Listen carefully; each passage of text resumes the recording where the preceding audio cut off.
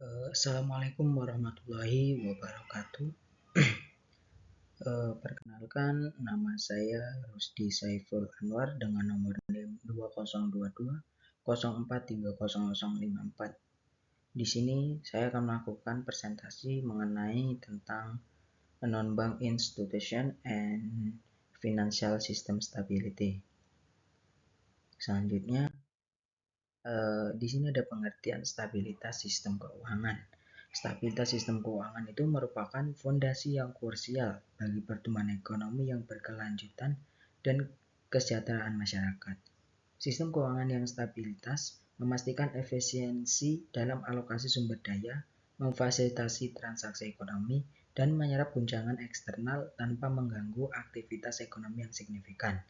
Lembaga non-bank memainkan peran penting dalam struktur ini sehingga menjadi stabilitas sistem keuangan menjadi semakin relevan, semakin bagus. Selanjutnya, stabilitas sistem keuangan ini memiliki fungsi utamanya yaitu mengalirkan dana dari pihak yang memiliki kelebihan dana kepada pihak yang membutuhkan dana. Proses ini dinamakan interpretasi keuangan ini memungkinkan alokasi sumber daya secara efisien, mendukung pertumbuhan ekonomi, dan menjaga stabilitas sistem keuangan. Sistem keuangan yang stabil dan berfungsi dengan baik menjadi persyarat bagi terciptanya perekonomian yang sehat dan berkelanjutan. Selanjutnya, lembaga non-bank ini memiliki tujuan. Yang pertama yaitu menyediakan sumber pembiayaan alternatif. Maksudnya yaitu lembaga non-bank ini adalah menyediakan sumber pembiayaan alternatif selain kredit perbankan. Ini memberikan pilihan bagi masyarakat dan dunia usaha untuk mendapatkan akses pendanaan. Yang kedua, melengkapi layanan keuangan. Lembaga non-bank ini bertujuan untuk melengkapi layanan keuangan yang disediakan oleh sektor perbankan. Mereka akan menawarkan produk dan jasa keuangan spesifik yang tidak selalu tersedia di bank, seperti asuransi, pensiun, modal, ventura, dan sebagainya. Yang ketiga adalah mendorong pertumbuhan ekonomi dengan menyediakan alternatif pembiayaan dan layanan keuangan. Tujuannya itu untuk mendorong pertumbuhan ekonomi dengan memfasilitasi kegiatan produktif sebagai masyarakat dan dunia usaha. Yang keempat ini adalah memperdalam pasar keuangan. Keberadaan lembaga non-bank bertujuan untuk memperdalam pasar keuangan dengan meningkatkan likuiditas dan menyediakan lebih banyak investasi bagi masyarakat. Yang kelima itu menyebarkan resiko lembaga non-bank. Tujuannya itu menyebarkan banyaknya perbankan sehingga risiko tidak terkonsentrasi hanya pada satu sektor keuangan saja. Selanjutnya ada peran lembaga non-bank.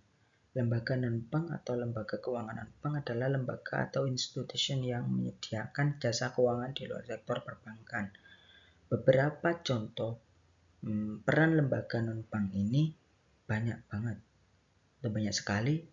Di antaranya yaitu perusahaan asuransi. Perusahaan asuransi menawarkan jasa proteksi dengan membayar premi untuk mengatasi resiko kerugian yang mungkin terjadi di masa depan. Yang kedua, dana pensiun. Dana pensiun mengelola dan menginvestasikan iuran yang dibiayarkan oleh pekerja dan pemberi kerja untuk dana pensiun di masa depan. Yang ketiga ini ada perusahaan efek atau sekuritas.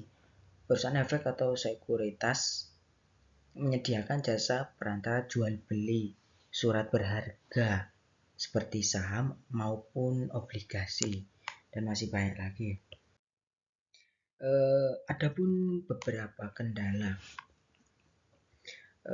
Lembaga non-bank ini juga memiliki kendala, yaitu yang pertama adalah regulasi dan pengawasan. Lembaga non-bank beroperasi di bawah regulasi dan pengawasan dari otoritas terkait seperti OJK ataupun otoritas jasa keuangan.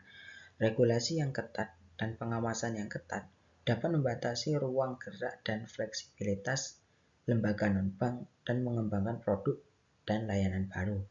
Persaingan lembaga non-bank menghadapi persaingan yang ketat, baik dari sesama lembaga non-bank maupun dari sektor perbankan. Yang ketiga, akses terhadap pendanaan beberapa lembaga non-bank seperti perusahaan pembiayaan dan modal ventura menghadapi kendala dalam mengakses sumber pendanaan yang memadai untuk menjalankan operasi mereka. Yang keempat, resiko kredit dan likuiditas lembaga non-bank yang menyediakan layanan pembiayaan seperti perusahaan pembiaya menghadapi resiko kredit dan debitur yang gagal saat membayar.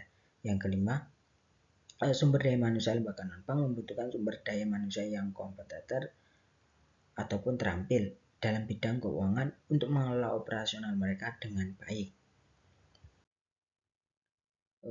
Di sini adapun manfaat dari lembaga non-bank itu sendiri. Di sini ada menyediakan alternatif pembiayaan lembaga non-bank, menyediakan sumber pembiayaan alternatif di luar kredit perbankan seperti ada leasing, modal ventura, ajak piutang, dan lainnya. Yang kedua, mendukung aktivitas ekonomi dengan menyediakan berbagai layanan keuangan lembaga non-bank.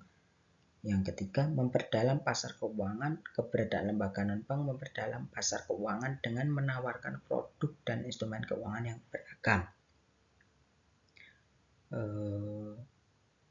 sehingga meningkatkan likuiditas dan efisiensi pasar.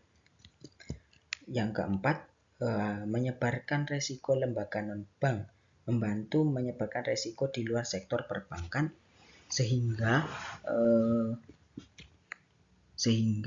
resiko tidak terkonsentrasi pada satu sektor saja. Ini mungkin meningkatkan stabilitas keuangan secara keseluruhannya. Yang kelima ini ada melindungi kepentingan masyarakat. Beberapa lembaga non-bank seperti asuransi dan pensiun melindungi kepentingan masyarakat dengan menyediakan proteksi dan jaminan keuangan.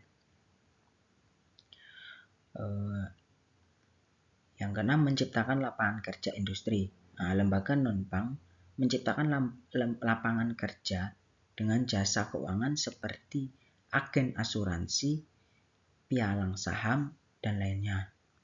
Selanjutnya, mobilitas dana masyarakat.